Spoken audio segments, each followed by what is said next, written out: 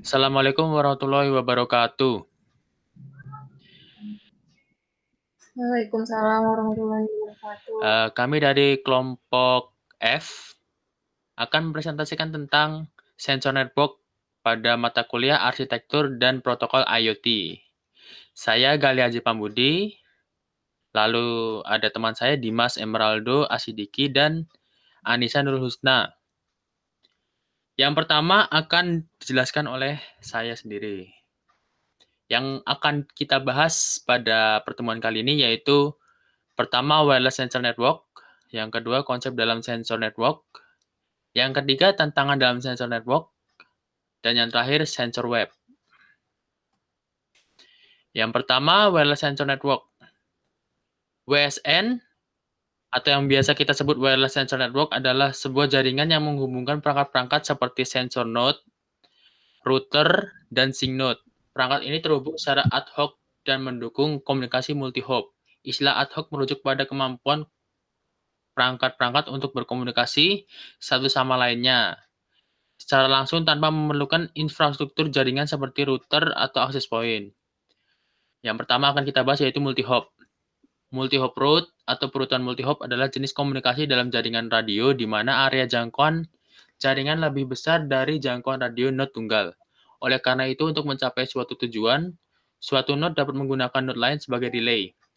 Dalam multi-hop jaringan, ada satu atau lebih node perantara di sepanjang jalur yang menerima dan meneruskan paket melalui tautan nirkabel. Lebih lanjutnya, tidak seperti protokol perutuan tradisional untuk jaringan kabel, protokol untuk jaringan sensor mungkin tidak dapat mengandalkan skema pengalamatan global. Ada berbagai cara untuk mengklasifikasikannya protokol routing. Menyajikan tiga perbedaan klasifikasi berdasarkan struktur jaringan atau organisasi proses penemuan rute dan operasi protokol, seperti yang pada gambar di gambar 7.2 ini. Ada tiga rute protokol ya pada WSN, yaitu Network Organization, rute Discovery, Protocol Operation. Nah, di setiap rutenya ini ada macam-macam metodenya masing-masing, seperti Network Organization, itu ada salah satunya Fed-based, rute Discovery salah satunya adalah hybrid, Protocol Operation salah satunya itu QoS based atau multipath based. Jaringan nirkabel multi-hop memiliki beberapa keunggulan yaitu dibandingkan dengan jaringan dengan sambungan nirkabel tunggal. Nirkabel multi-hop jaringan dapat memperluas jangkauan jaringan dan meningkatkan konektivitas. Selain itu, transmisi melalui beberapa tautan pendek mungkin memerlukan lebih sedikit transmisi kekuatan dan energi daripada hubungan panjang. Selain itu, mereka memungkinkan kecepatan data yang lebih tinggi menghasilkan throughput yang lebih tinggi dan penggunaan media nirkabel yang lebih efisien. Ya, seperti gambar di samping ini, ilustrasinya dari multi hop. Yang kalau misalnya di single hop ya, ini hanya satu, satu, satu, satu. Sedangkan kalau untuk multi hop itu di tiap cabang memiliki sambungan yang lain, jadi lebih efisien. Yang kedua, komponen dasar node sensor. Seperti pada bagan, komponennya itu pasti memiliki satu microcontroller, sensor aktuator, memori, perangkat komunikasi, catur daya. Ini adalah komponen dasar sederhana pada suatu node sensor. Node sensor di sini biasa kita sebut mode pada WSN. Seperti yang dijelaskan tadi, WSN biasanya dilengkapi dengan CPU, memori, user interface, input-output yang dapat diprogram, yang terintegrasi dengan microcontroller, transceiver untuk komunikasi radio, sumber daya energi yang umumnya menggunakan baterai atau catur daya 5 volt, dan beberapa peralatan tambahan yang disertakan sesuai kebutuhan. Lalu, node sensor dan batasannya.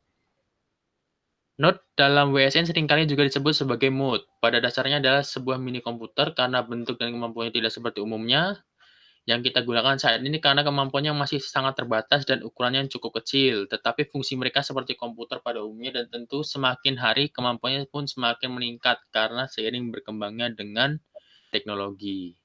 Berikut ini batasan-batasan dari node sensor. Pertama, karena menggunakan microcontroller, sehingga fungsinya hanya difokuskan pada tujuan tertentu saja, sehingga tidak bisa kompleks. Lalu, mode memiliki OS seperti pada komputer pada umumnya, contohnya TinyOS, namun sangat sederhana sekali sehingga kita membutuhkan komputer untuk menginput programnya. Jadi, kita tidak bisa menginput langsung, harus menggunakan komputer. Mode memiliki batasan baterai dengan kapasitas kecil karena fungsinya yang sederhana. Namun seiring canggihnya mode, daya baterai yang digunakan meningkat pula sehingga baterai cepat habis. Umur mode biasanya panjang sekali, bisa hampir 1 tahun maupun 2 tahun, namun perlu adanya recovery atau replacement pada perangkat yang dipasang di ruang terbuka, seperti terkena cuaca panas ataupun kena hujan, sehingga perlu adanya recovery atau replacement.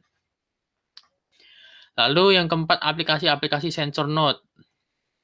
Sensor node bisa dipakai untuk pemantauan area, pemantauan kesehatan, pengindahan lingkungan atau bumi, pemantauan polusi udara, pemantauan kualitas air, pemantauan kesehatan mesin, data logging, pendeteksi ancaman, pendeteksi wajah, dan lain-lain.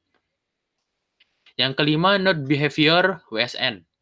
Untuk memodelkan aktivitas adaptif pada WSN, kami didekatkan pada relasional dan mendefinisikan konsep dasar seperti tindakan dan perilaku. Aktivitas tersebut akan dianggap sebagai aktivitas node jaringan, sambil mempertahankan aktivitas dari perspektif node eksternal. Selain itu, perilaku adalah hasil dari aktivitas node di grup jaringan. Pada perilaku WSN ini ada tiga dasar ya, yaitu ada aksi N di WSN, perilaku adaptif di node tetangga, dan yang ketiga yaitu manajemen perilaku adaptif.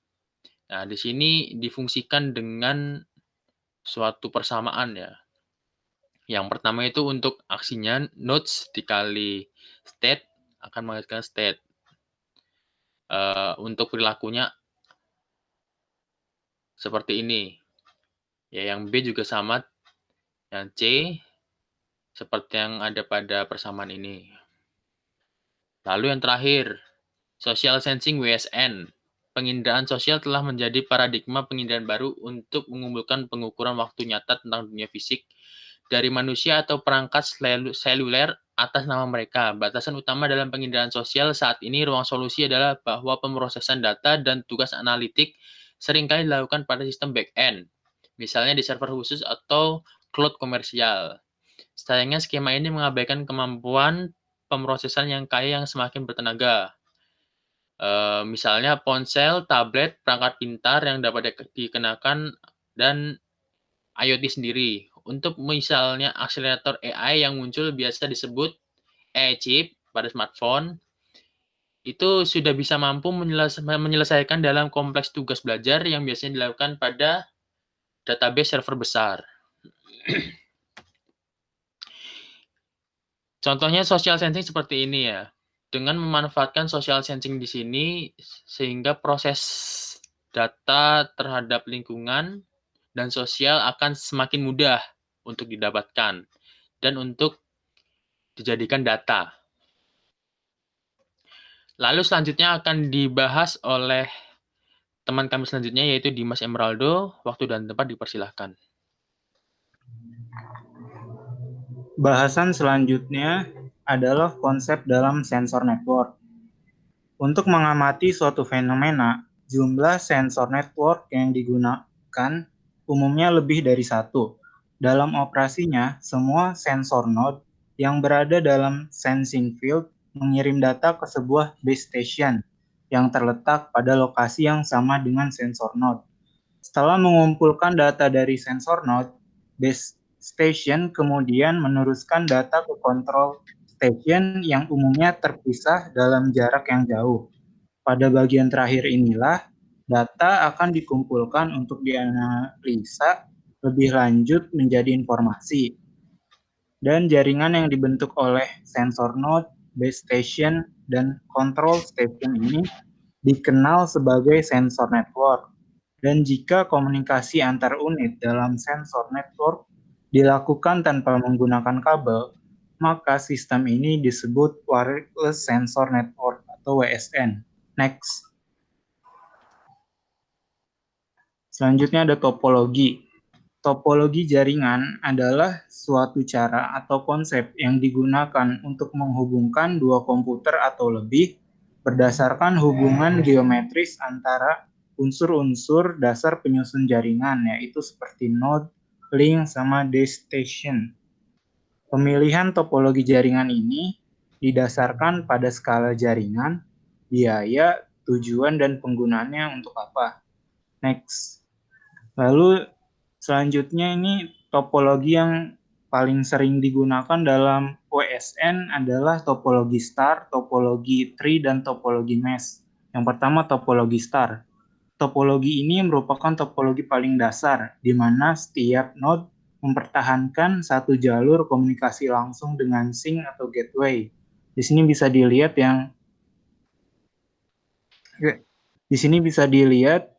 yang biru ini adalah node-nya dan yang hijau ini adalah sink-nya. Next. Selanjutnya ada topologi tree.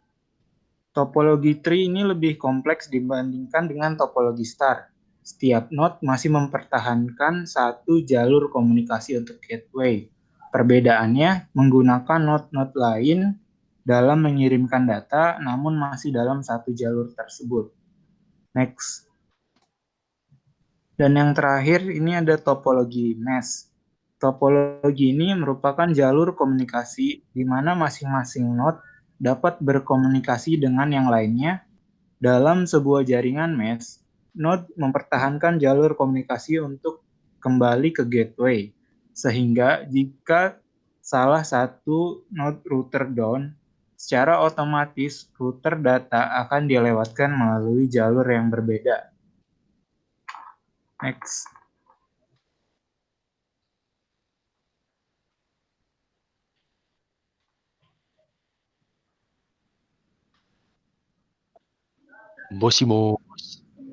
Tantangan dalam sensor network yang pertama ada skalabilitas adalah kemampuan suatu sistem jaringan atau proses untuk menangani penambahan beban yang diberikan atau potensinya untuk ditingkatkan guna menangani penambahan beban tersebut.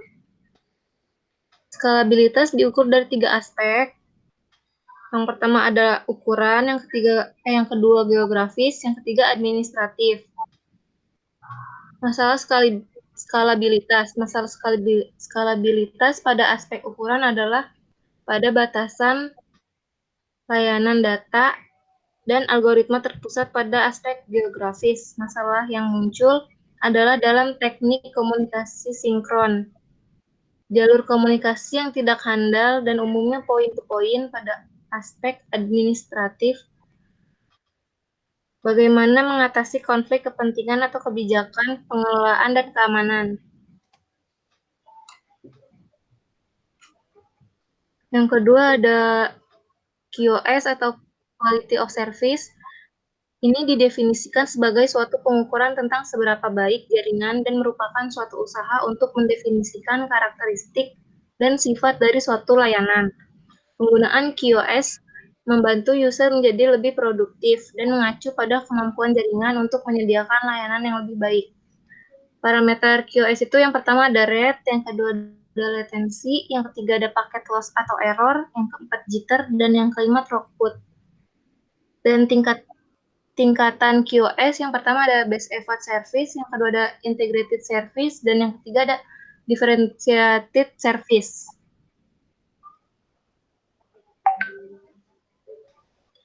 Yang ketiga efisiensi energi. Untuk penghematan energi listrik, salah satu cara yang bisa dilakukan adalah mengatur konsumsi arus untuk peralatan listrik. Jaringan sensor nirkabel atau WSN dapat dimanfaatkan untuk keperluan manajemen energi berskala besar maupun kecil secara otomatis. Dengan adanya pengontrolan otomatis ini, manajemen energi menjadi efektif. Sumber daya utama pada WSN adalah baterai yang memiliki jumlah energi terbatas. Sedangkan WSN harus memiliki lifetime jaringan yang panjang untuk memenuhi persyaratan dalam pengukuran. Dalam beberapa kasus, dibutuhkan lifetime jaringan hingga beberapa bulan, bahkan tahun. Oleh karena itu, efisiensi penggunaan energi menjadi isu utama pada WSN.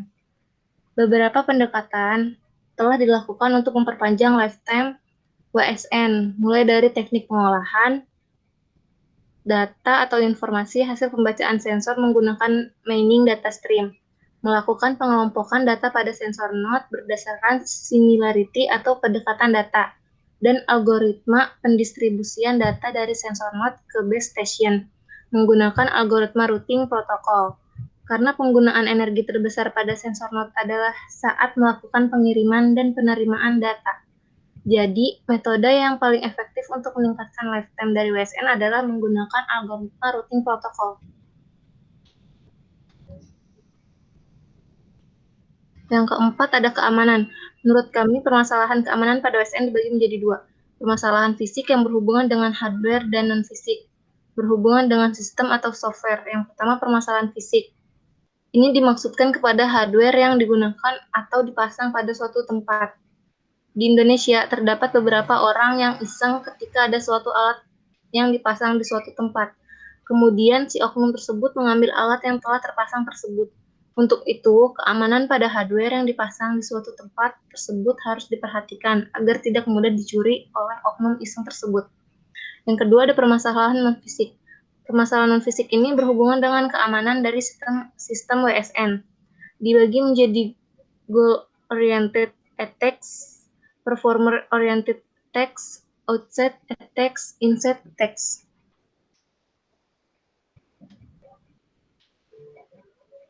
Goal-oriented attack terbagi menjadi dua jenis, yaitu serangan pasif, merupakan serangan yang mengancam kerahasiaan data, dan serangan aktif. Beberapa contoh dari serangan aktif di DOS yaitu perubahan pada data, lubang hitam, replay, sinkhole, dan not palsu.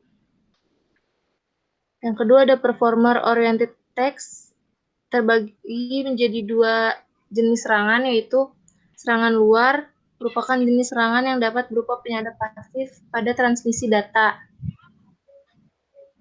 Dan serangan dalam, merupakan jenis serangan yang mampu merusak jaringan secara diam-diam, setelah menghindari proses autentikasi dan otorisasi karena merupakan node yang sah dari jaringan asli dan memiliki hak akses ke informasi jaringan.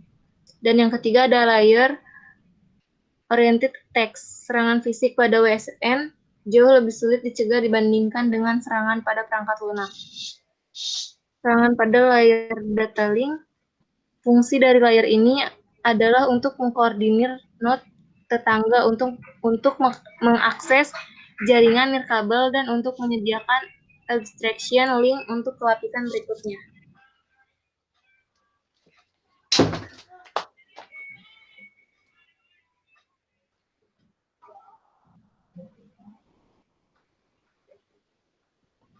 Serangan pada layer data link. Fungsi dari layer ini adalah untuk mengkoordinir node tetangga untuk mengakses jaringan nirkabel dan untuk menyediakan abstraction link untuk lapisan berikutnya. Lalu ada serangan pada layer jaringan. Lapisan WSN jaringan yang rentan terhadap berbagai jenis serangan, seperti serangan DOS yang bertujuan untuk memberikan gangguan informasi routing pada seluruh jaringan.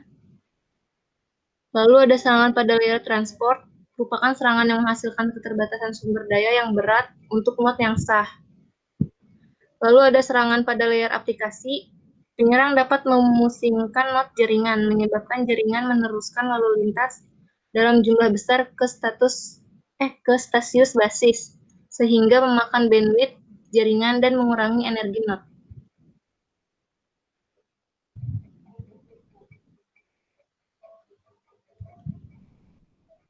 Lalu ada sensor web. Sensor web ini pertama kali digunakan oleh Kevin Delin dari NASA pada tahun 1997 untuk menggambarkan arsitektur jaringan sensor nirkabel baru di mana setiap bagian dapat bertindak dan berkoordinasi secara keseluruhan. Dalam pengertian ini, istilah ini dapat bertindak dan berkoordinasi secara keseluruhan.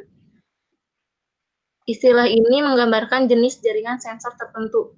Jaringan amorf dari platform sensor terdistribusi secara spasial yang berkomunikasi secara nirkabel satu sama lain. Arsitektur amorf ini unik karena bersifat sinkron dan bebas router, membuatnya berbeda dari skema jaringan TCP atau IP yang lebih khas. POT sebagai platform fisik untuk sensor dapat berupa orbital atau terestrial, tetap atau seluler, dan bahkan mungkin memiliki aksesibilitas waktu nyata melalui internet. Komunikasi port ke port keduanya adalah omnidirectional, direksional dan bidireksional. Direksional di mana setiap port mengirimkan data yang dikumpulkan ke setiap port lain dalam jaringan. Oleh karena itu, arsitektur memungkinkan setiap port untuk mengetahui apa yang terjadi dengan setiap port lain di seluruh web sensor pada setiap siklus pengukuran. Ya, sekian dari presentasi kami. Untuk pertanyaan pada pertemuan kali ini, bisa dimasukkan ke dalam kolom komentar pada YouTube di bawah ya. Untuk pertemuan kali ini, cukup dari kami. Mohon maaf atas segala kekurangan dan kesalahannya. Wabillahi taufiq wal hidayah. Wassalamualaikum warahmatullahi wabarakatuh.